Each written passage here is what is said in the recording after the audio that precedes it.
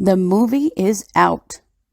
Doomsday Mom, the Lori Vallow story, was released on Lifetime on June 26th. Does it tell the whole story? Well, kind of. Does it portray Chad and Lori accurately? Again, kind of.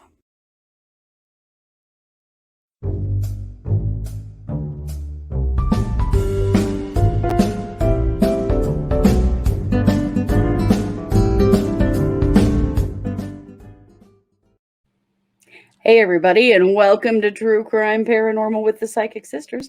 I'm Kristi Brower, here with my sister, co-host, and partner in crime, Katie Weaver. Hey Katie. Hello. How's it going?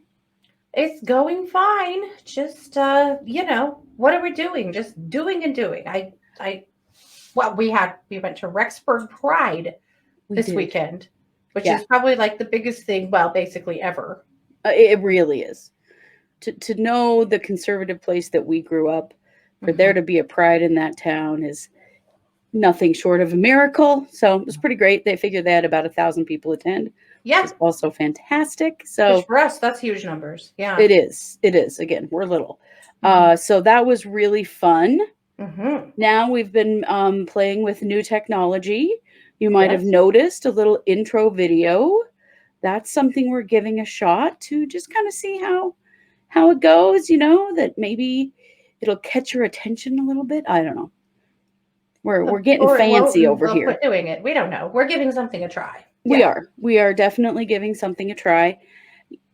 Only because we can now. We have this new tech that is just making it really fun to be able to do all this extra stuff. So hopefully you like that. We'll see what happens. Yeah. Well, and I'm excited to hear all about the Lori Vallow story since my television carrier does not carry Lifetime. And neither does my Hulu. Like, I couldn't get it from any which way. I tried all morning. So, Kristi, I'm so happy that you get to, that you got to watch it. Well, that's 2 hours of my life I won't get back. But, yeah. The weird thing about it is that there were it was almost as many commercials as there was actual showtime. Like, the commercials were insane. And I don't usually watch TV with commercials, so I was like, oh my gosh. But it really was. It was kind of weird because it's done sort of in snapshots in time, mixed in with a film version of that first big long interview that Nate Eaton did with Melanie Gibb. Yeah. So they'd say something would happen and then they'd go to Melanie Gibb, or she would sort of foreshadow something and then they would go to, this scenario of it happening. So it was, they fit a lot in the amount of time that they did it. They also did a lot of verbatim stuff, film that we've seen, things that were recorded or written down. They definitely did their research. They missed their research in a few places, and we'll get to that. Yeah. So I texted Katie a lot of notes throughout the whole thing. So I started out with, well, yikes, the Mormon family vibes are strong. And that was at the very beginning. They show this super happy family, which is Lori and Charles and JJ and Tylee having Christmas with Kay and Larry Woodcock. Whoa. I was like, oh, that's kind of shitty to do. Yeah. Now, JJ was just pretty much a cute kid who had a few meltdowns. Tylee, throughout the entire thing, was pretty sad and angry with her mother. Now, I appreciated it because there's been a lot of things said about Tylee that she was just this really sullen, difficult teenager. No, she wasn't. She was sick of her mom's bullshit, is what she was. And she called her out several times, and really, and also they did a good job of covering the fact that Tylee mostly raised JJ. JJ would start having a meltdown and Lori would just kind of go, JJ, you got to stop, and then Tylee would come in and solve it. Yeah. And it was pretty clear that Lori did not know how to take care of him and didn't know how to handle him when he was having a meltdown. Like Tylee took that over and over. So at the very beginning, well, I'd heard, it was kind of going around on the internets, that the actor that plays Alex actually looks a lot like Mark Means. And he does. He does look a lot like Mark Means, which was pretty funny. Pretty funny. So they show Lori in a bookstore picking up one of Chad's books and just having this moment. And then just reading and reading and reading. It's one of his Doomsday books. And then sitting with Charles and being like, okay, oh my gosh, I've told you, I've always thought that the apocalypse was coming, but it's right here. It's going to happen in 2 years. And so she's like really taking in Chad's book as though it's like gospel. And she's telling Charles, and you can see Charles kind of like, oh,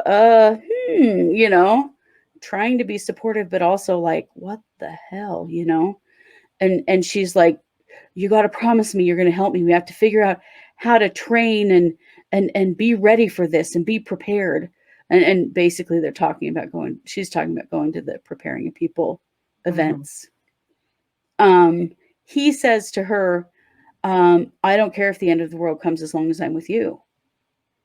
And she's freaking out and fangirling Chad Daybell like crazy. So then she's at a Preparing a People event in which it was something. Like it was sort of like a fair, and she's walking around and there's all these booths, right? And one of them, they're giving out bottles of iodine pills, for when the nuclear war comes. And like, it was pretty something. Well, she walks up as Melanie Gibb is giving a talk. And she's talking about all of her challenges with being the mother of an autistic son. And at one moment, she puts her hand on her heart, and Lori's standing a ways away and looks at her and puts her hand on her heart too. And then the magic happened, and they became best friends. It was super. And I know this is Lifetime, so it's super sappy. So they go after, and they have this big long talk, and they go on a walk, and and Lori's like, oh my gosh, I've only known you an hour, but I feel like I've known you forever, and you're like my best friend. And anyway, it got all whatevery. But it was so like, like, oh, good Lord, So then, you see there's one scene with Joe Ryan, which is Tylee's dad, where he brings Tylee home from a visit and he confronts Lori because Lori's been saying all this doomsday stuff in front of the kids. And Tylee has told him about it and that she's scared that her mom is talking about all this crazy stuff. And he's like, what are you doing? Why are you scaring her? She had to sleep with the light on last night. What is going on? And, in typical Lori fashion, she basically just totally blew him off. And he said, if you don't stop it, I'm going to go to the judge with this. And so then, of course, Tylee's really upset. But I don't think Lori ever really understood why Tylee was really upset. Like, it just clearly that there's a huge disconnect between her and Tylee, which I think there was in real life. So I think they got that okay in the movie. I will say they did a real good job of making Lori especially blonde and beautiful. It was kind of gross. Too young for her actual age. They did a pretty good job with 48 yesterday. Right, yeah, and she definitely doesn't look like she's in her on Saturday, 48 on Saturday. Yeah, she should have been in her mid-40s there, and she looked much younger and perfectly beautiful, and it painfully skinny. And they did a good job with Charles. As far as the casting is concerned, the guy looked a lot like Charles. And Joe Ryan, I thought they did a pretty good job with as well. So, they were kind of trying to match him. But of course, Lori's the heroine of the story. So she's got to be all beautiful and perfect, which was gross. Super Yep, gross. she's got to have that glowing vagina. Right. And they definitely did do that. So then they show her at a stand-up comedy routine where Alex is doing his comedy. And it's terrible. It's so bad. He bombs, but that's kind of a funny thing because that's been definitely part of the story. Right. In between a lot of things, she's saying her prayers. So there are these huge melodramatic prayers, and in this prayer, she prays about how her kids can just hang on for a little while longer because he's going to be passing away. And she's referring to Joe Ryan. And then she gets a phone call. And guess what? Joe Ryan is dead. And there's a scene where she tells Tylee, and Tylee is very upset and accuses her of being happy that he's dead, which was interesting. I mean, they got the tone character there. dynamics quite well in a lot of places, except that she didn't pray like a Mormon. They really didn't do their research, I think, on the religious aspect of it, because a lot of the religious stuff that happens in the show, it's not LDS stuff. Like, she wasn't Dear Heavenly Father, in the name of Jesus Christ, amen. We know there's a very specific way that Mormons pray, and she wasn't doing that. She was doing Dear God. Mormons don't pray like that. So that was a little bit like, you guys missed the mark on that. Do you think they did that on purpose because they were trying to not upset or offend people? Or do you think they just truly missed it? I don't know. I don't know, because later on when they do Tammy's funeral, they show Tammy's funeral, and it's definitely not a Mormon funeral, not even close. So I don't know if they did that on purpose or not. Yeah, interesting. So she's like getting pretty unhappy with old Charles, because Charles is not buying in to the Doomsday stuff at all. He's just not. And so she's really struggling with JJ, and she, is talking to Melanie Gibb, and Melanie Gibb's like, guess what? Next month, Chad Daybell is going to be speaking in St. George, Utah. And why don't we go and we can talk all the way there and back, right? So they drive to St. George, and oh my God, the way that Chad and Lori meet it's so gross. So he speaks, and he's signing books, and she's clutching her book that she's been reading and telling Charles all about. And Melanie's like, you should go meet him. And so she's walking across the room, and their eyes lock. Oh, God. And then it all sort of becomes slow motion for a moment as they walk up to each other, and she introduces herself, and he says something like, I knew you would be here, or some stupid crap like that. Like, it's super gross. The creep factor is super strong there. So yeah, it was gross. But then they talked and they talked and they talked, and they, at one point, they were sitting in the bar of the hotel, which I also was like, yeah, no. Mormons would not even to just have a soda. They would sit in a different place. They would not sit in the bar. And I was kind of like, guys, you're kind of missing the culture here.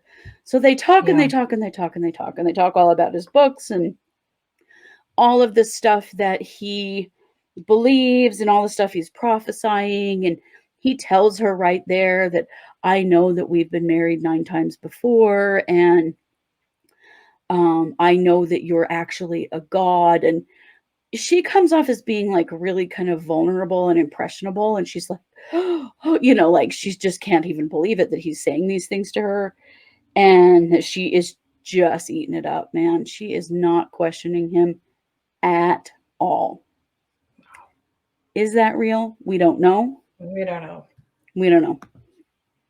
That's the thing. I'm going to interrupt you for one sec. That's the thing that worries me about this stupid movie being released so prematurely Yeah, is that it is selling a narrative. it is. It is And very much selling a narrative. and it is not necessarily the correct narrative, at least all Right. of it. And that worries me. It really worries me about the jury pool. If this is a wise thing to do, I think it wasn't, Yeah, I don't either. And it's selling a narrative that may or may not be true. And that narrative right there is really dangerous. It is. Who was the bigger perp? Who was the mastermind? Was it shared? Who was on top? We don't know that for sure. And for Lifetime to put it out there, like this was, Chad was the big old bad guy, and Lori was the impressionable, vulnerable woman that believed everything. That's prejudicial. I'm worried. I am. Is. I know. I agree. I totally hear you. It's weird. He's just super creepy. He starts calling her beauty right off the bat. Like they've been talking for like 2 hours, and that's what he's referring to her as, which I'm like, he also tells her that he has had a vision that people are becoming zombies, and that it's not like in the movies, but it's that they are being that their souls are being taken and they're basically being inhabited by alien beings. Mm-hmm. And she says, "What can we do about that?" And he says, "All we can do is pray for the death of the hijacked bodies."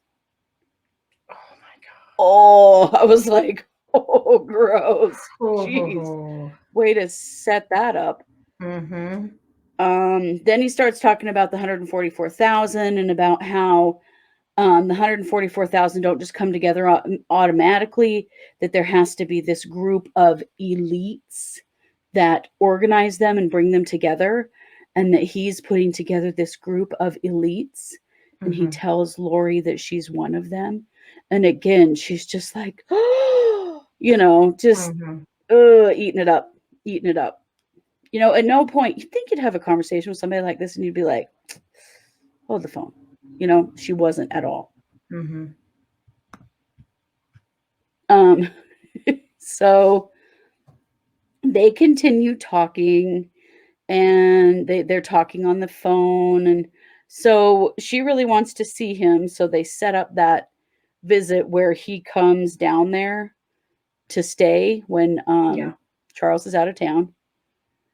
And so in the movie, he really tries to initiate like having sex with her that night when he's staying at her house, and she won't do it and says, "I want to be with you, but not while we're with our partners." And he tells her that they cannot divorce their partners, and that, basically God's going to take care of it. God's going to take care of them, kind of thing. Yikes. So she goes to bed, and he comes and wakes her up early the next morning and tells her he's had a vision. And in the vision, guess who is a zombie? Charles. Of course he is. I mean, it's so obvious. It sounds like a Lifetime movie, even though it actually happened, And it's true. I mean, they made this easy. They really did. So she totally is like, oh, maybe it's true, because he hasn't been listening to me and he doesn't want to participate in the preparing for the apocalypse stuff. So it's probably true. And this is when Chad tells her, "You are a god more powerful than 1,000,000 dark souls." And she's like, "Oh, Chad," gross. And then he's like, "Okay, I have to leave. I need to go back to Idaho." But then they step into her walk-in closet and kiss. And then he tells her that he has created a portal in this closet so that they can communicate anytime they need to. So the whole closet portal thing happens, which is so weird. They had to have that. Just had to have that there. Yeah. Right. So then she goes into after he's gone back home, she goes into the portal and talks to him and tries to get him to answer. And, well, wouldn't you know, he doesn't freaking answer. And she calls him and she is pissed. She's like, "What you set up this portal. Why isn't it working? Turns out the portal is broken because some dark souls broke it. Don't you know? She was like literally standing in there speaking to him as though he was going to speak back to her, which was like, yikes. Wow. Oh,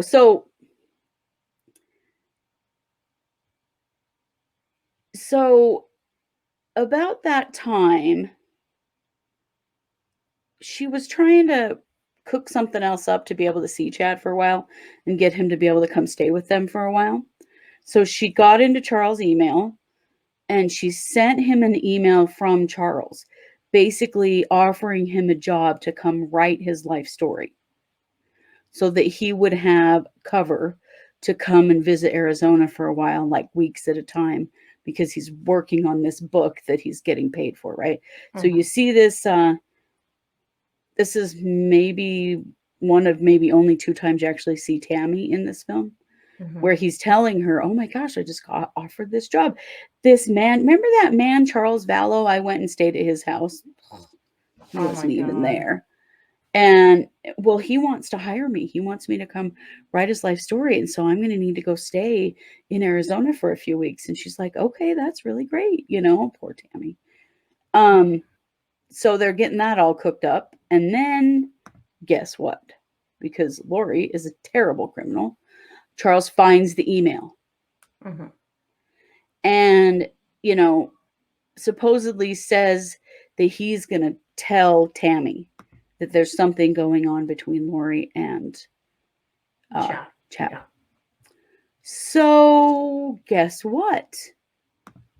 I'll bet I can guess. Yeah. Well, first of all, she just tries to, well, and of course this is the show. And, you know, is it really like this? I don't know. But so they show when she cancels his flight and steals his money and takes his truck and all of that stuff. And he calls Kay and, you know, is all upset and, you know, he's filing for divorce and all that stuff. So she writes, or she calls Chad and she's like, it's all good. He's filing for divorce. He's just going to divorce me and then it's all going to be good. Well, we know that didn't really work out because he didn't really want to divorce her. In spite of all this bullshit, he actually loved her. Yeah. And so she and Alex and Melanie Gibb in the story have a conversation about how to take care of Charles. Oh, boy. So Melanie Gibb is in that conversation in the show. I don't know how she's going to feel about that. Wow. So then, and you know, maybe that is in fact true. So, of course, the shooting happens, and they don't show it. They show the aftermath when Alex comes outside and he's got his hands up and he's bloody and he's talking to the police. They show that conversation with Lori when she kind of laughs it off and they're like, aren't you upset that your husband's dead? Oh, hi neighbors. Sorry. We just moved in 2 weeks ago. This is a weird way to meet. They did that part like verbatim that came from the police's body cams. So then they show the pool party.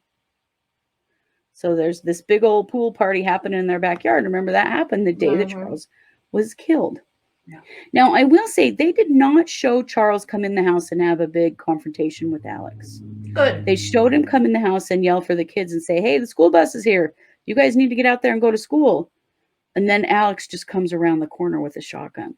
I mean, it just, like, they don't show the setup, you know, which is pretty interesting, I think, because nobody really believes that actually happened. Yeah. Let's see here. So then they start talking. So she's like, okay, well, you know, I'm free, but what am I going to do? Because she finds out she doesn't get the life insurance and that all shit, shit hits the fan over that. So she calls up Chad and she's like, listen, I want to be with you and we're not together and he didn't leave me anything. And now I have to figure out how to support myself. Basically, what are you going to do about that? Which was pretty interesting. But then you see him signing up for the life insurance policy in Tammy's name. And he tells her that he's had a vision, of course, that Tammy's going to die in a car accident in 2 weeks.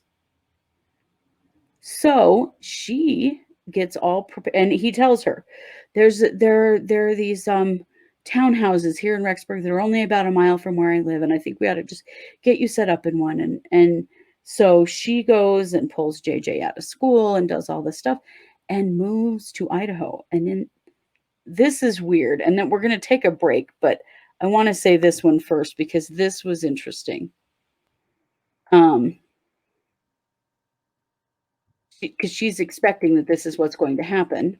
Oh, by the way, they've been lying to JJ the whole time that Charles is not dead. He's working in California.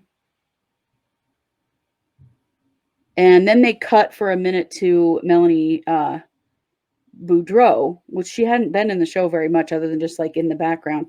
And it shows her asking her husband for a divorce.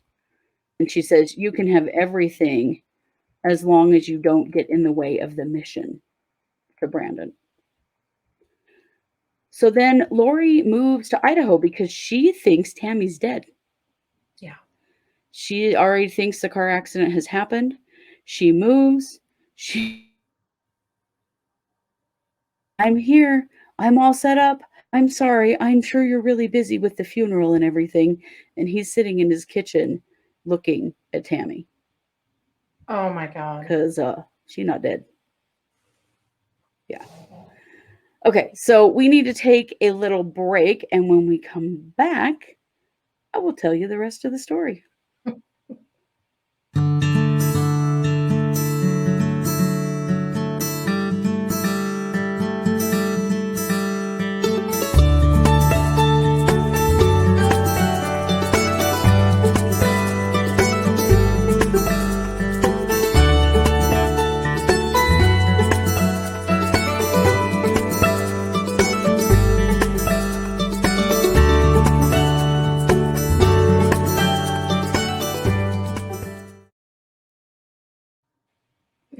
All right, and we're back, and we are laying out the Doomsday Mom movie and talking a little bit about, did it fit? Did it not? Was it gross? Yes, it was. Came out a lot on of it really Saturday, the 26th. Weirdly, Lori's birthday. So, ew, again. I know, that's creepy, huh? There's been a lot of dates lining up lately with this case that are kind of strange. It's been happening with court hearings and stuff too.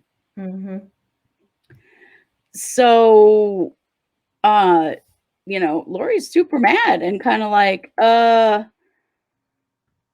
is your wife still alive? What's going on? It's just such a weird thing to, I don't know. The whole thing is so crazy. Like, well, I was just expecting her to be dead so that we could just be together, But again, creating a narrative. Yeah. So Kylie is obviously struggling with all of this and kind of angry and sullen, and they're portraying her as pretty sad and frustrated with Lori. And then, Chad has a vision. Of course he does. And in that vision, Tylee and JJ have been taken over by the alien spirits, and they are zombies. And then right after that, Tylee and Lori have a big fight where Tylee confronts Lori about not taking care of JJ and expecting her to do everything, and her crazy beliefs and her weird friends, and dragging them to Idaho for what reason, and takes off to her friend's house, which how she could possibly have had a friend. Yeah. Because they lived in Rexburg about 5 seconds. Really sad that she didn't have any friends here. I wish she had a friend's house to take off to. I know, I do too. Though I'm certain that Tylee called her on her bullshit. She had to have. 100%. That's why everyone's like, oh, she's just really difficult. Well, wouldn't you be if you were 16 years old watching what's going on with your parent, with your crazy ass mother, Yeah. So that's when Lori has the revelation that, oh Mhm. my gosh, Tylee is a zombie, you know, because if your kid gets mad at you, then they're a zombie, I guess. Sure. If they don't Um, support the mission, don't you know? right, Yeah. exactly. So right after that, they take the fated visit to Yellowstone Park. So Alex is there, and they're, you know, Tylee and JJ and Lori, and they're all, you know, hiking and stuff. And then it's so creepy. Tylee is standing on a bridge looking out at the view, and she just begins to fade and then disappears. Oof. Yeah, which was awful. Creepy, awful. So then you go to a scene where JJ is like, where's Tylee? And Lori says, oh, she left for college. She had to leave early. And so she couldn't say goodbye. So Ah. now dad's working in California and Tylee's off at college. And they're Mhm. both dead. And then Lori starts having a really hard time with JJ because she can't manage him. Tylee's always been the one managing Mhm. him. And And we Charles. know, and Charles, yeah. Um, so,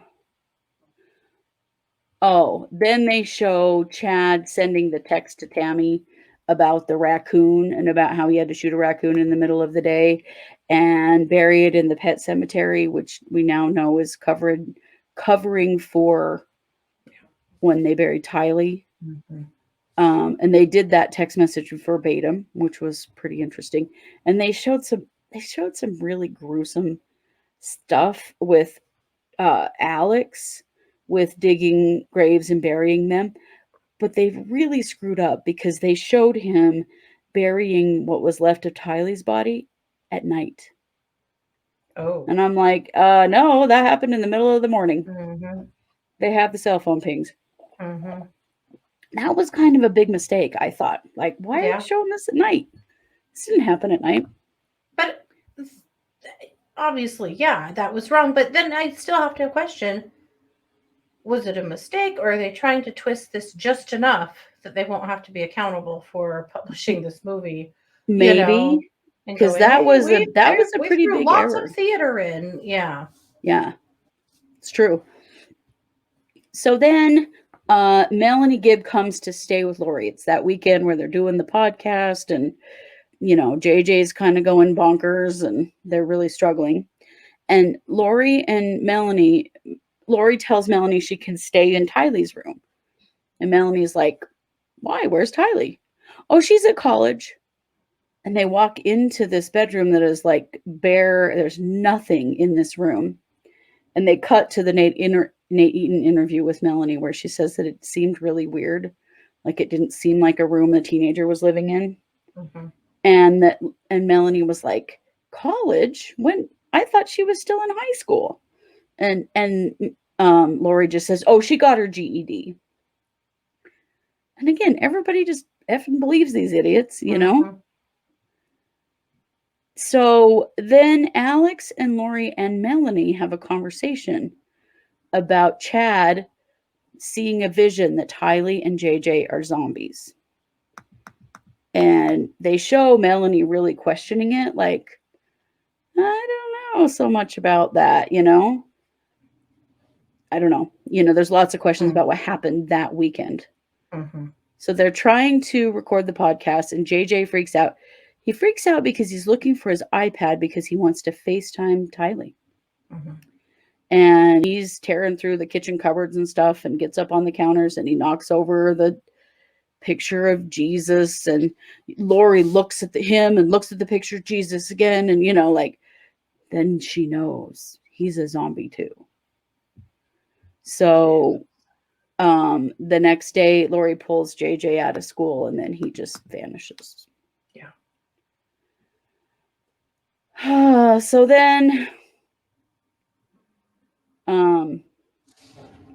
Chad and Lori start talking about going to Kauai.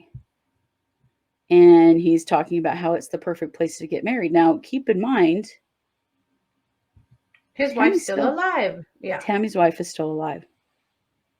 Chad's wife. So then they start talking about, Chad's wife. They start talking about what kind of a ring she would like and how she doesn't like diamonds because they're cold and hard, and that she's always wanted a malachite ring and blah, blah, blah, as we know. In the midst of that, Kay calls looking for JJ. They haven't seen or been able to FaceTime with him or anything for like 5 weeks at this point. And they kind of have a big, she's screaming at Lori, and Lori's like, well, he's just not here right now. He's really busy. I'll have him call you, and hangs up. And they show again the life insurance where Chad buys life insurance on Tammy, and Lori's buying the rings on Amazon. And then they cut to the shooting of Brandon Boudreaux. So they bring the Melanie Boudreaux Pulowski, and Brandon story in a little bit, but not very much. This is very much focused on Lori.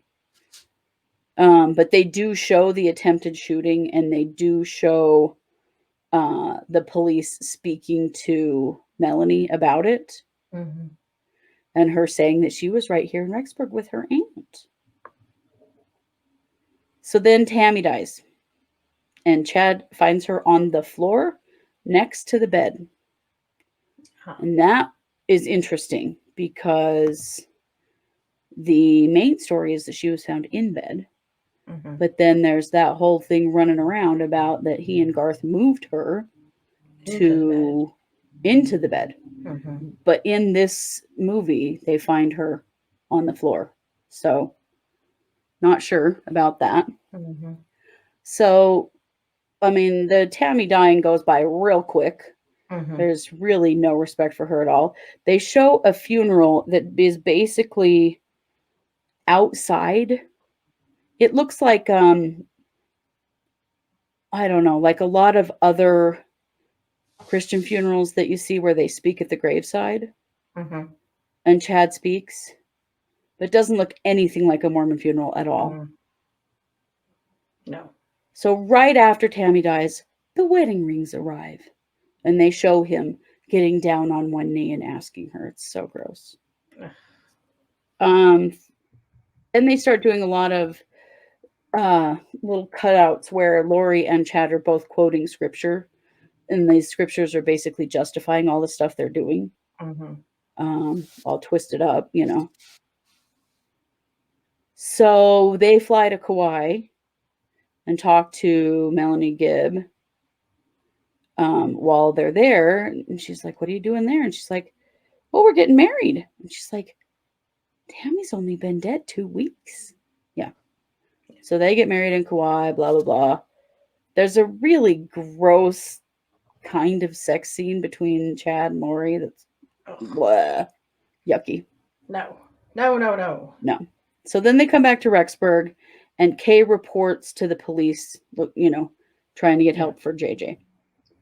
So that's when the cops show up at Lori's, and they talk to Alex and Chad, and Alex and Chad both act like they don't really know Lori that well, and they don't even have her phone number. Well, they know. They say in the show, and I don't know if the cops knew this at the time. Maybe they did.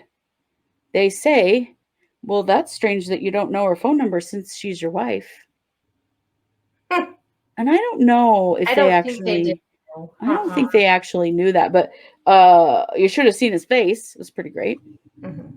So then they say, oh, well, she's next door. They finally admit she's next door in Alex's apartment.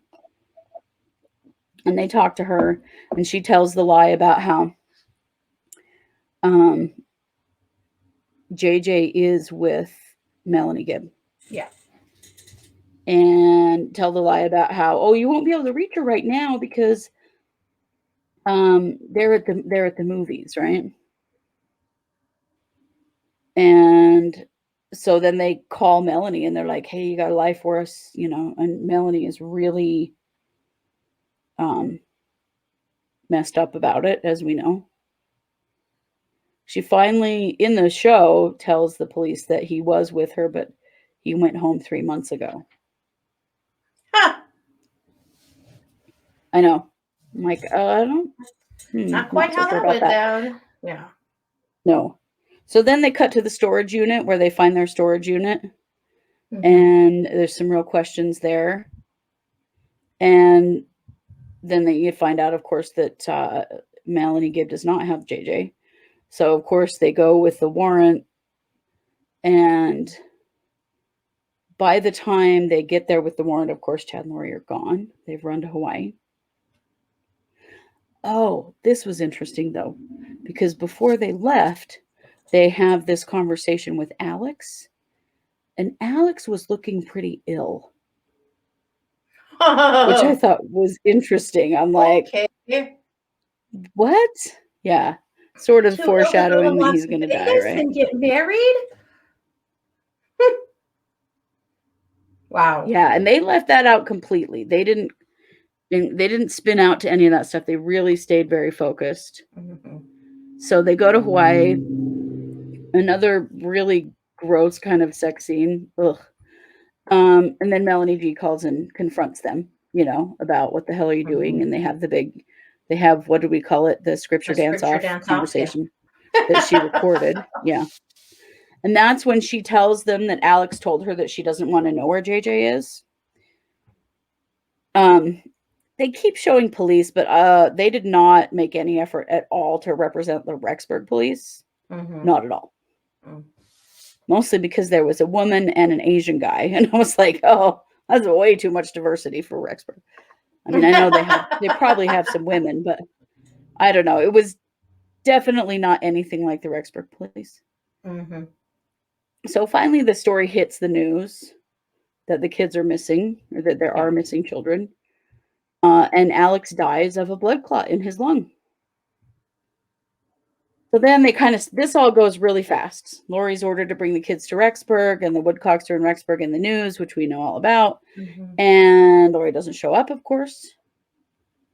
They skip through all of this. So basically, Lori is arrested in Kauai. Then she's extradited to Rexburg. And then they jump clear to, they get Alex's cell phone pings. And that's when they find the kids. Wow. So they shoot in the midst from of February clear to June. Yeah, they do. They leave out a ton of stuff. So then they show Lori meet with Mark Means once, but only him. Like, they don't show any of the other attorneys she met with. So then they have the conversation where Lori calls Chad and he tells him that the police are there and they're searching outside. And, they use that transcript word for word that we've all heard, that recorded call. So this is June 9th when the police find the bodies. They went a little bit too graphic on this. They literally showed like some kind of bone and then the skull, which were Tylee, and they showed a body wrapped in plastic, which was JJ. Oh, which I thought was weird. Oh, and this is when they kind of flash back to Alex burying them, and they flash back to Alex burying Tylee in the dark, which was weird, very weird. Mm-hmm. So they arrest Chad, then they show that the Woodcocks find out, and they're super upset. So then, this is super weird.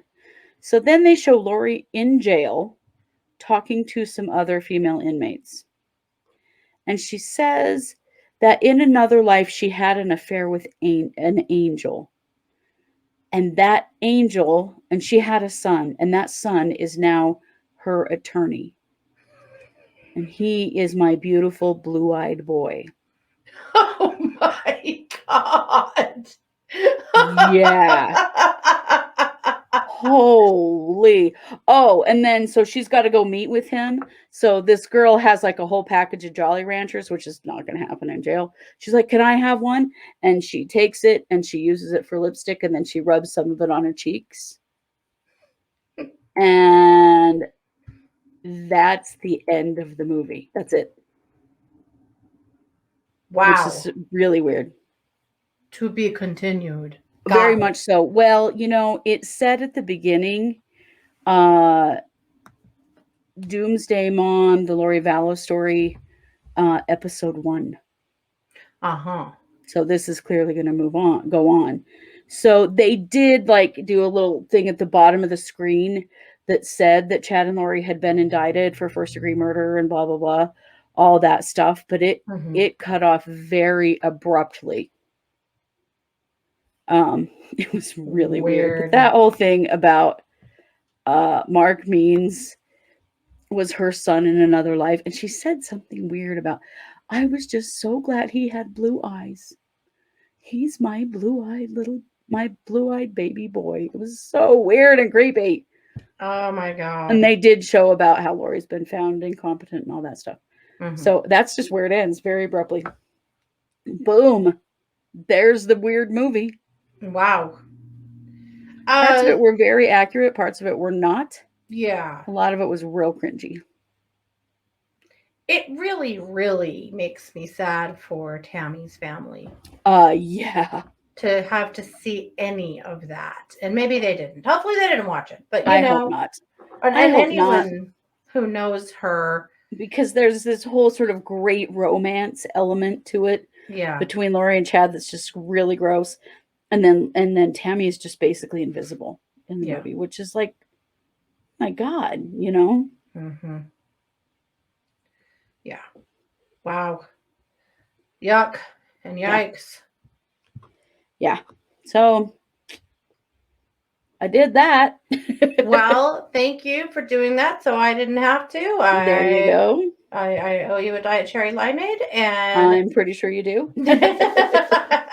but good job. Thanks. Good job. Good job. So I mean, you can watch it. It's on Lifetime if you want to watch it. You don't have to watch it. It's up to you. But if you do, come over here and tell us what you thought. Tell us what you think. But yeah, it's something to behold. I'll just say that. Well, you guys, this is Monday. This is our first case of the week. And so we will be back with 2 more great cases, as well as our live update at 7 p.m. Mountain on Wednesday night, and the psychic hour at 7 p.m. Mountain on Thursday night. So, we've got way more great stuff to come, but we wanted to share this with you on our first episode of the week because many of you are asking, where is our evaluation of this crazy movie? So there you go. You guys, if you want to send us a case that you would like us to cover, you can do that by going to truecrimeparanormalpodcast.com. There's a little form you can fill out, and it will send us an email, and it will suggest us a case. Please be patient with us. We're getting to all of them. It just takes time. But we really do appreciate you guys sending those cases to us because we like to cover as many of them as we can. Absolutely. Yeah. Well, you know it. We are True Crime Paranormal with the Psychic Sisters. Thanks for being here.